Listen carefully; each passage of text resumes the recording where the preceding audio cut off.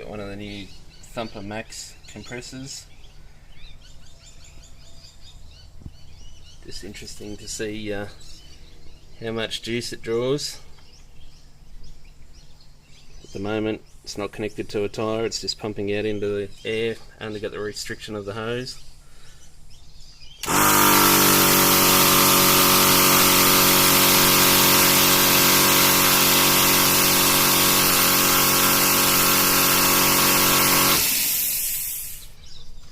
Fairly hefty current draw there. If we take the fitting off and watch it prime up to maximum pressure,